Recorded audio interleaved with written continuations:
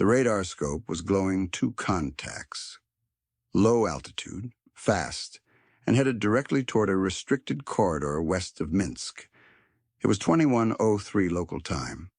Inside a reinforced bunker beneath the Belarusian SSR, the officer of the watch narrowed his eyes. Something was off, but the system was calling it a threat. The radar return signature matched strike aircraft, moving at speeds typical of American F-111s. They had no valid IFF codes, no filed flight path, and worst of all, they weren't expected. He reached for the handset. "Command, this is Station Zarya.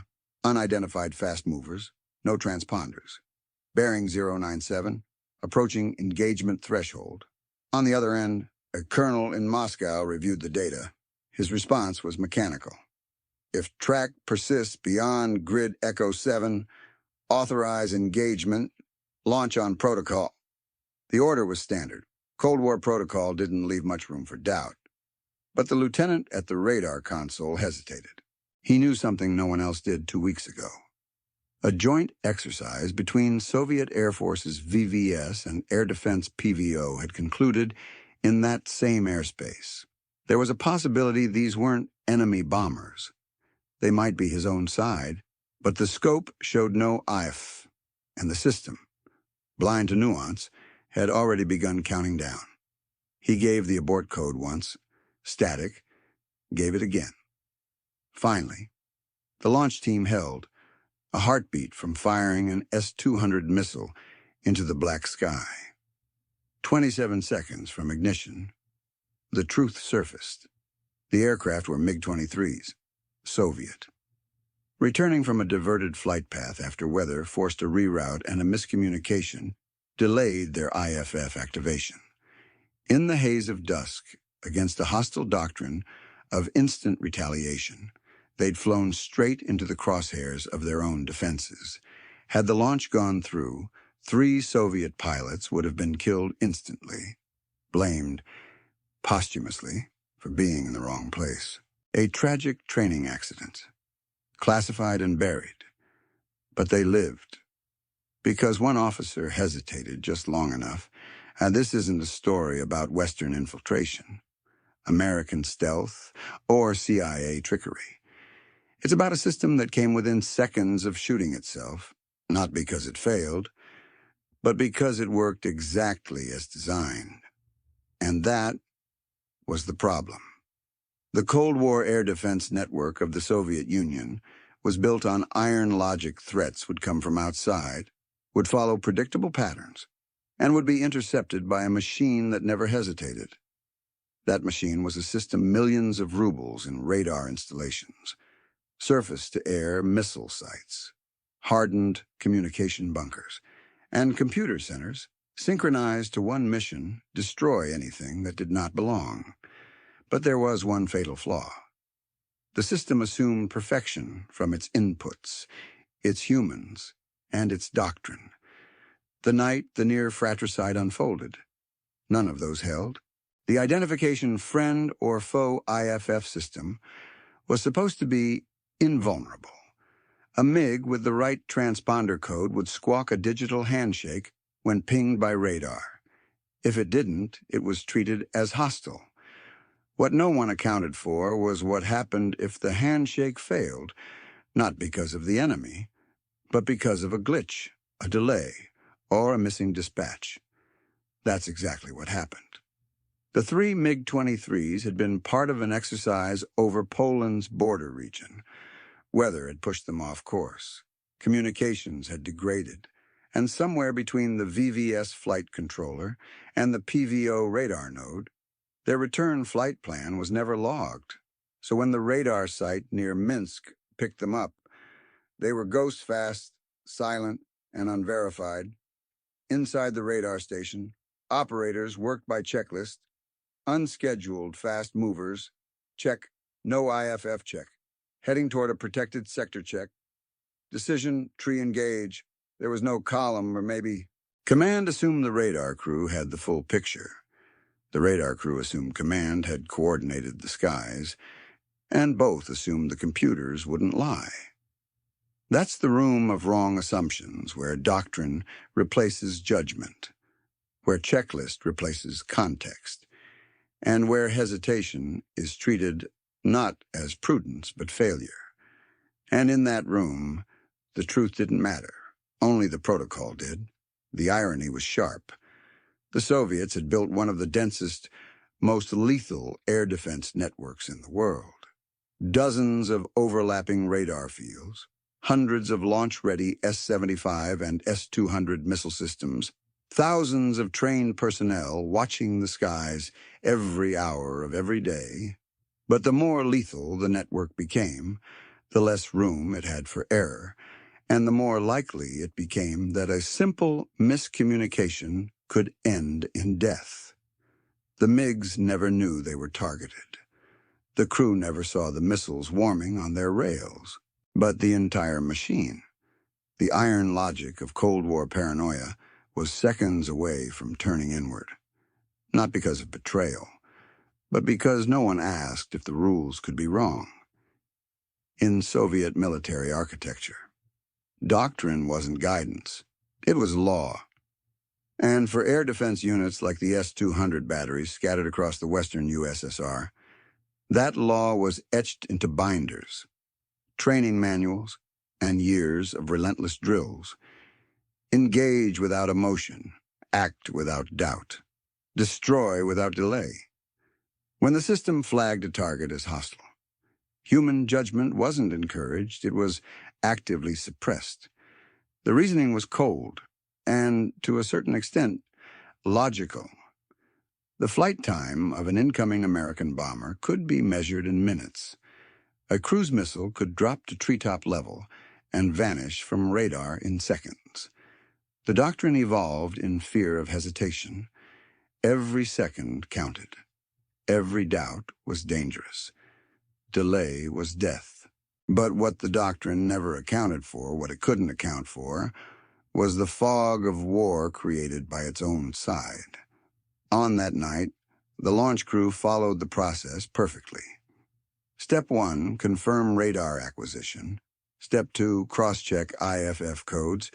Step 3, attempt radio contact via emergency channels. Step 4, notify command and prepare for lock-on. Step 5, receive conditional engagement order. Step 6, launch on confirmation.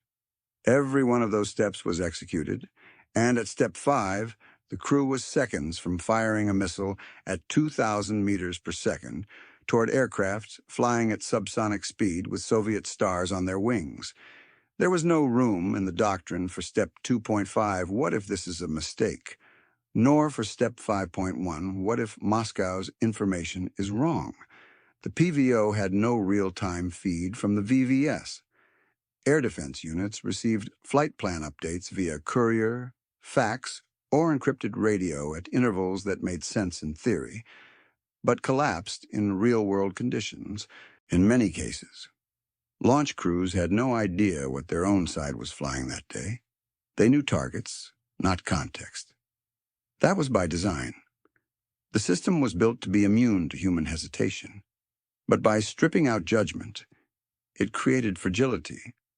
When the sensors failed, or the radio link broke, or the transponder lagged, the system failed upward, toward launch, toward destruction, toward friendly fire. The officer who hesitated, who broke the rhythm of doctrine for a moment, violated procedure. But he may have saved lives because of that violation. And in that instant, the entire premise of Soviet engagement doctrine, perfect information, perfect obedience, perfect outcome, began to fracture. It wasn't the enemy who challenged Soviet might that night. It was its own rules. The MiG-23s weren't supposed to be there. They had departed on time, flown the correct route, and conducted their mock interception drill over a designated air corridor near the Polish border.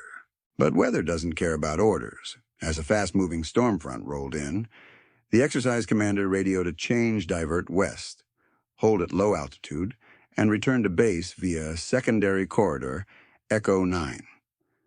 That message was received by the flight crews. but not by PVO command. And so the three MiG-23s dipped below radar cover briefly, veering east across a blind spot. When they reappeared, they were 20 kilometers inside a no-fly zone. The radar scope didn't see exercise veterans flying home. It saw a classic attack profile. Low approach, fast, no IF, no clearance. Worse, the radar return bore a signature nearly identical to an F-111 aardvark, the U.S. Air Force's deep penetration strike aircraft designed for nuclear delivery. The S-200's threat library had been updated to prioritize fast, low-flying targets. It reacted not with curiosity, but with lethal confidence. The operators didn't panic. They did what they were trained to do. Lock sequence initialized. Target bearing confirmed. Estimated impact zone, Minsk Administrative Corridor. Launch authorization pending. Inside the MiGs. The pilots were adjusting to visual flight rules. The radios crackled intermittently with distant ATC chatter. They had no idea they were being painted by one of the most powerful radar arrays on Soviet soil. No idea that a missile capable of outrunning them 5 times over was already being fueled. And in the radar bunker, the impossible was becoming routine. Because this scenario wasn't in the playbook. The MiGs had deviated, but hadn't declared an emergency. Their IFF was inactive due to a manual reset glitch during the diversion, something common but usually caught by ATC. Only ATC hadn't been informed of the diversion either. 3 systems flight planning, radar ID, and centralized command all missed the deviation. The S-200 crew didn't. They saw 3 hostile targets heading toward a nuclear-capable interceptor base, and the only thing that stood between those pilots and a missile traveling at Mach 4 was a single radar officer asking a question that shouldn't have needed asking. Are we sure he held fire? Violated protocol. Delayed just long enough for a secondary radar site to confirm the aircraft identities via voice contact. That call came 27 seconds before the launch sequence would have crossed the no-return threshold. The first impossible event wasn't that Soviet radar nearly killed its own. It was that someone stopped to think before pulling the trigger. When the confirmation came in from the secondary radar station, it should have ended the alert. 3 aircraft, Soviet MiG-23s, returning to base. IFF failure confirmed. Communication log error noted. No hostile action detected. But instead of relief, the response from Moscow command was confusion, then resistance. The colonel on the line, overseeing regional air defense coordination, scanned the printout. Hey, this isn't possible, he muttered. No VVS flights were scheduled in that sector today. He ordered a double check of the flight manifest. When the returns matched the earlier radar scope data, his voice sharpened. Reconfirm with visual contact, he said. Until then, hold targeting. Do not cancel alert. Inside the command structure. Admitting friendly flight operations had breached the radar envelope was unthinkable. The protocols didn't allow for improvisation. If the MiGs were there, someone in the chain had made a mistake, and that mistake would ripple upward. So the first instinct wasn't to de-escalate. It was to deny. That's when the orders began to diverge. The local battery received instructions to remain locked on target. Fuel flow to the missile platform continued. Tracking remained active. Officially, the targets were still categorized as potential hostile investigating. Unofficially, the officers on the ground were staring at radar ghosts. Ghosts they now suspected were their own men. Tension thickened. In the radar bunker, the officer who had refused to launch was now under suspicion. A second-in-command took over communication with Moscow and was ordered to prepare for a simulated fire to test readiness. But the silence from the aircraft still flying was unbearable. Then, at 21:08, 5 minutes after initial lock-on, an ATC controller from Smolensk broke into the network 3 MiGs from exercise, Tulpan diverted due to weather. They're inbound to Baranovici. Confirm identity. It was over. The radar tracks, the speed, the altitude all matched. But what came next wasn't applause. It was silence. And then an order from Moscow: delete track logs. Record incident as radar drill. No further report needed. The command didn't want a scandal. It wanted erasure.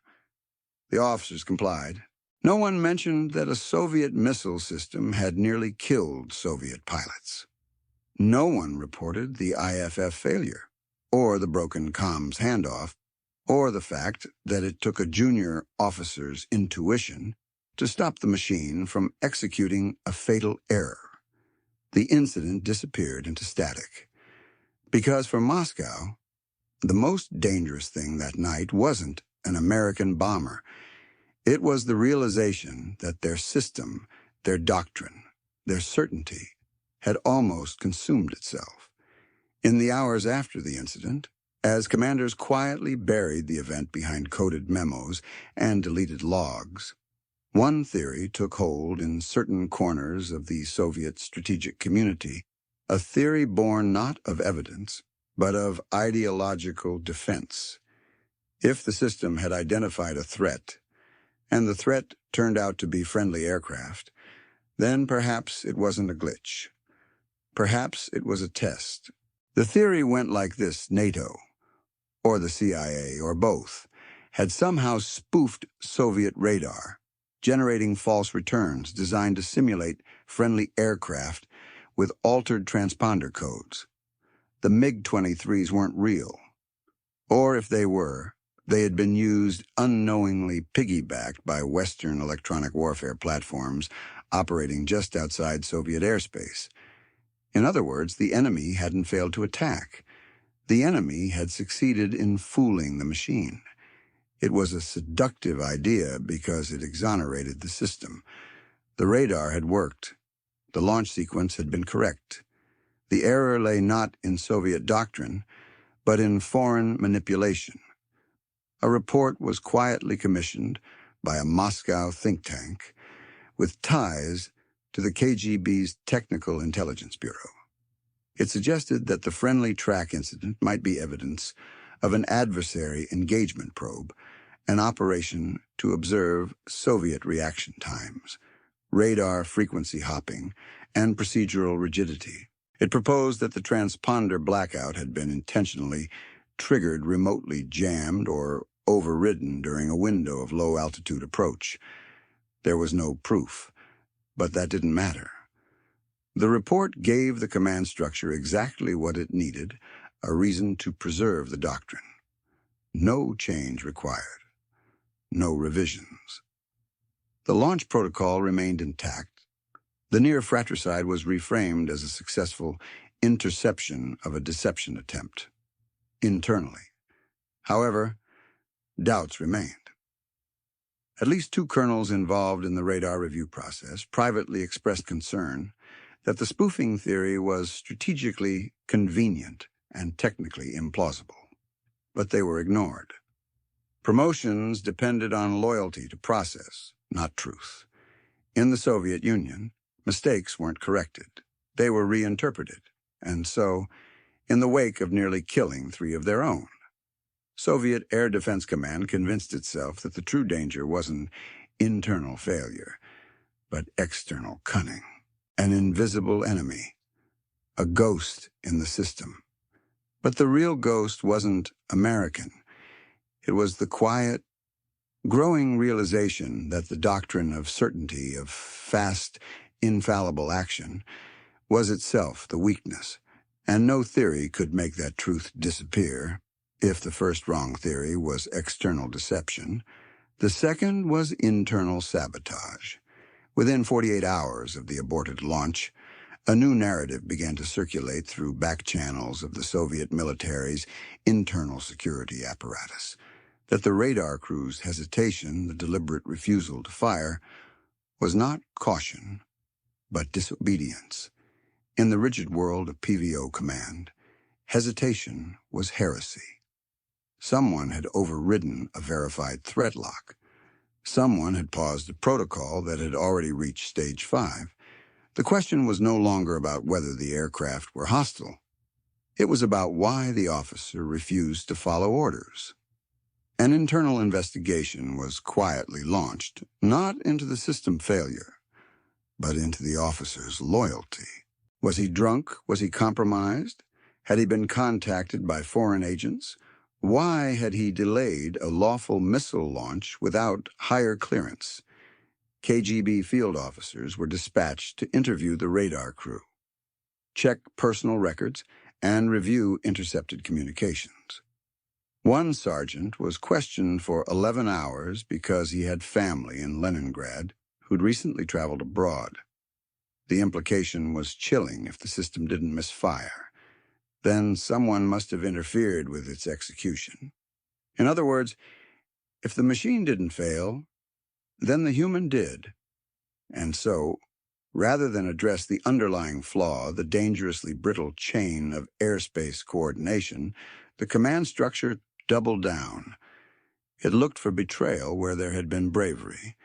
It suspected treason in the face of intuition. The radar officer, who had held his fire, was neither reprimanded nor rewarded. He was quietly transferred 6 weeks later to a logistics post outside Novosibirsk. Officially, he'd requested reassignment. In truth, he'd been removed from the loop. This was the second wrong theory, that errors could not be systemic, only personal. If a mistake occurred, it had to be a flaw in the operator, not the doctrine. This mindset protected the hierarchy. It preserved face, but it also guaranteed repetition. And in that silence, the system hardened. Launch protocols were reinforced. The chain of command was given even tighter control over engagement rules. And a chilling clause was added to operational guidelines. Operators who hesitate without technical fault may be reviewed for ideological deviation. The idea that saving friendly lives could be seen as ideological failure wasn't just dangerous, it was madness. But that's what the doctrine demanded: not truth, not outcomes, but obedience. And so, a near fratricide became a loyalty test, and the man who stopped it, he became a liability. In a system built on surveillance, secrecy, and data obsession, the most shocking thing wasn't what the Soviets knew. It was what they didn't. The near destruction of 3 MiG-23s wasn't the result of enemy action. It wasn't sabotage. It wasn't a glitch in the radar. It was a pure failure of information, sharing and intelligence failure, so basic, so avoidable. It defied belief. At its core, the Soviet military was a fortress of silos. The VVS Soviet Air Force and the PVO Air Defense Forces operated like rival empires under the same flag. They had different command trees, incompatible communication systems, and crucially separate intelligence streams. The MiG-23s belonged to the VVS. The radar and missile crews belonged to the PVO. And between them, paper, bureaucracy, delay. Flight orders for Exercise Tulpen had been issued in full, but the last-minute weather-related reroute authorized by an air marshal in Warsaw-Pact airspace was never transmitted to PVO radar command. No fax, no courier, no encrypted relay. It simply didn't arrive. Why?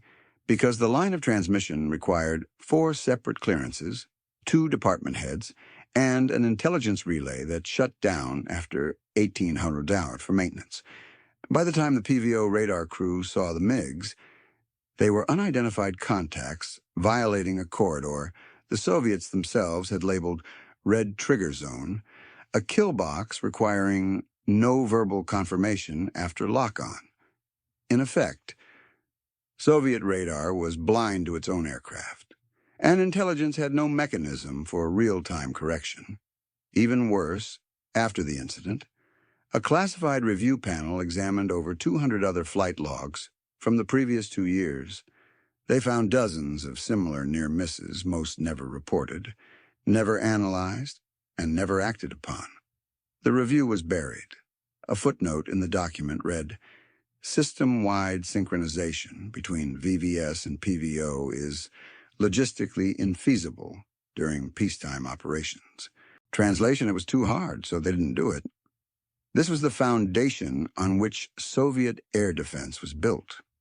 Not on agility, not on transparency, but on the illusion of total control, an illusion shattered every time an aircraft went off schedule, or a message was delayed, or a radar operator dared to question the blinking light in front of him. The intelligence system didn't fail because it lacked resources.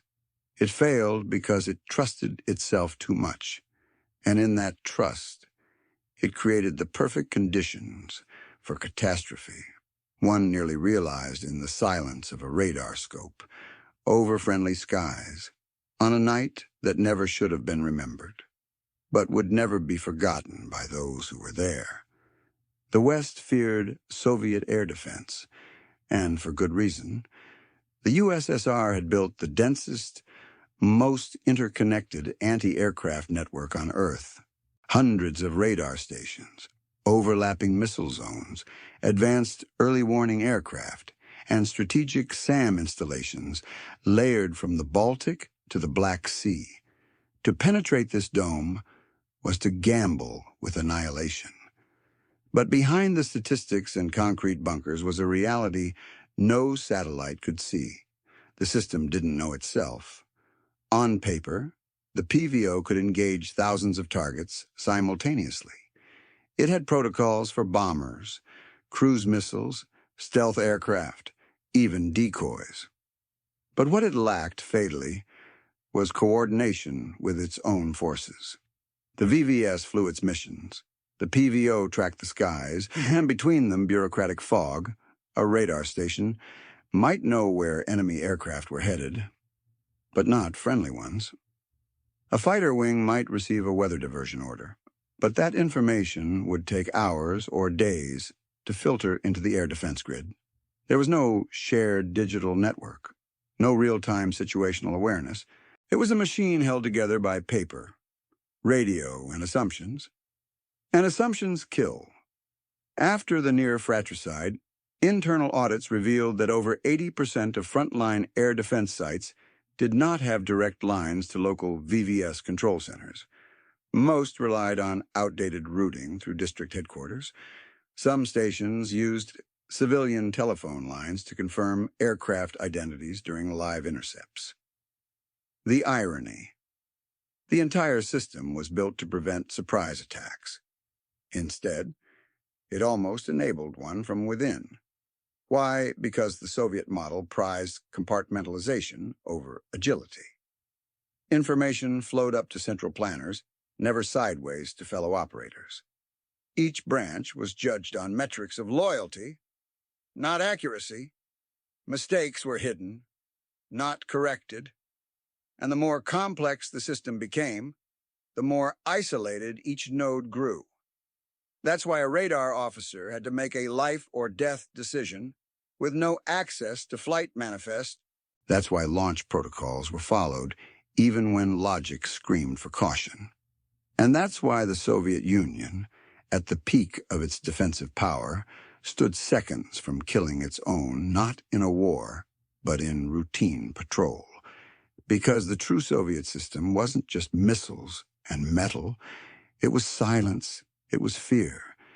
It was the belief that asking the wrong question might be more dangerous than pushing the wrong button, and in that silence, the world nearly changed forever without a single enemy crossing the border. The real humiliation didn't come from the West, it came from within. In the aftermath of the near fratricide, there was no explosion, no downed aircraft, no smoking wreckage on Soviet soil. The 3 MiG-23 pilots returned safely to base. unaware that a missile launch had been seconds away. The public never knew. The West never found out. But inside the Soviet military machine, the event triggered a brutal reckoning, one that played out not on battlefields, but behind closed doors, in whispered conversations and redacted memos. For the officer who held fire, there was no medal, no commendation. There was only transfer. His record was updated with vague terms: operational hesitation, deviation from rapid response protocol, insufficient alignment with doctrinal tempo. He was moved to a rear logistics command and never assigned to a radar console again. But the humiliation didn't stop there. Word spread inside the PVO that the officer had frozen, that he had jeopardized readiness. His hesitation was treated not as moral courage, but as weakness. In debriefing sessions, other crews were warned, follow protocol, not instinct. We do not reward doubt. The lesson internalized wasn't trust your judgment. It was never be the one who hesitates. Meanwhile, behind the curtain, command tried to erase the event. Logbooks were purged. Communications data was classified and segmented. The review board was reduced to 3 men, all of whom signed off on the conclusion that no systemic fault had occurred. But in whispered meetings, senior officers admitted the truth: the system had almost devoured itself. The PVO prided itself on speed, decisiveness, and technical supremacy. But in its rush to outreact any threat, it had created a doctrine where hesitation, even to avoid fratricide, was seen as betrayal.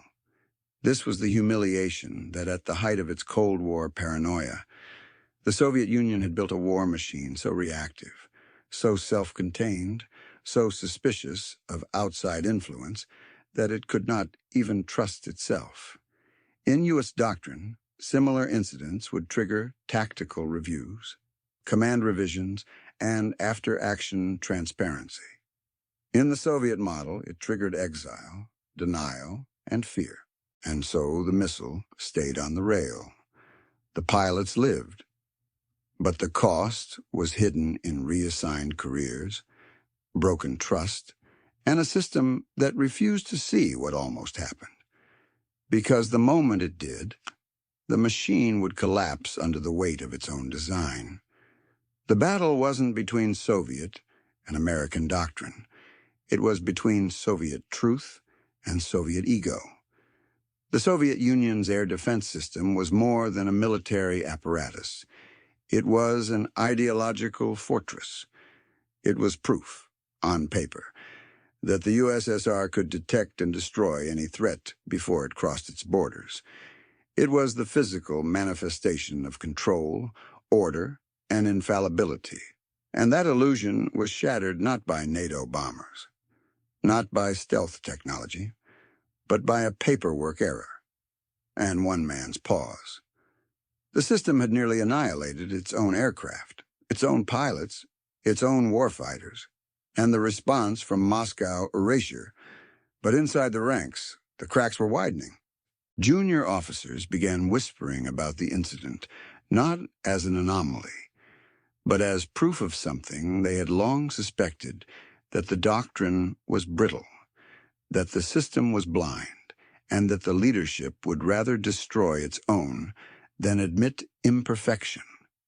In classrooms where PVO cadets once studied missile trajectories, instructors now spoke in code emphasizing discretion, warning about information asymmetries. Students understood. Doctrine was no longer sacred. It was a hazard. Worse, intelligence analysts tasked with studying NATO's shifting strategy began to see the contrast more clearly. In the West, emerging doctrines emphasized flexibility, decentralization, and integrated command structures. U.S. forces practiced blue-on-blue recognition drills weekly. Real-time battlefield networks were growing. Officers were encouraged to challenge assumptions when lives were at stake. In the USSR, the opposite Hesitation was punished. Data was delayed. Coordination between branches was a luxury, not a requirement.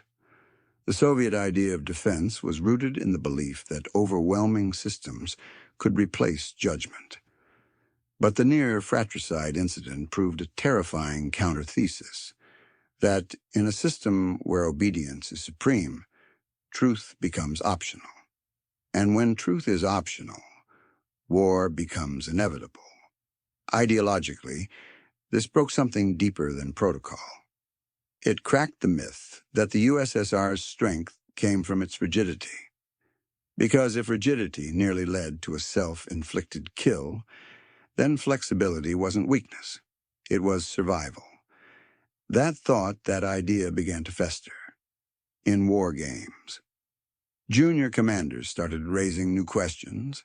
In briefings, analysts began requesting real-time IFF integration, and behind closed doors, PVO officers admitted what the doctrine could never say: we need to think before we shoot.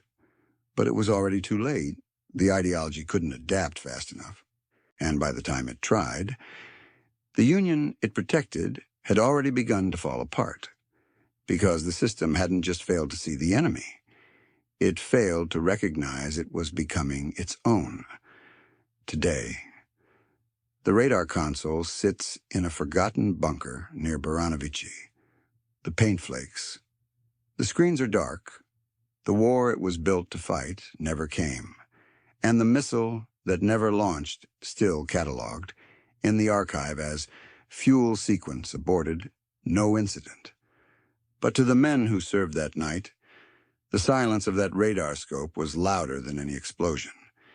It reminded them that the most dangerous moments in a nuclear standoff weren't always moments of action.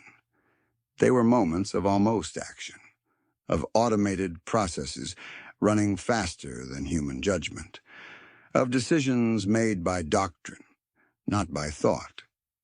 That single officer, Anonymous, now didn't prevent a world war, but he did something just as rare. He stopped the machine. He reminded the system that a blinking light on a screen isn't always a threat, that trust, even inside a war machine, needs room for doubt, that the greatest strength of any military isn't its hardware or its doctrine. It's the humans inside who are willing to ask one forbidden question. What if we're wrong? The Cold War ended not with a bang, but with moments like this: quiet, buried, forgotten, but vital. And maybe, in remembering them, we can keep the next war from starting the same way the last one almost did, by mistake. If you want more untold Cold War moments like this, of near misses, shadow games, and the humans who rewrote history behind the scenes, make sure to subscribe and turn on notifications. You won't want to miss what we uncover next.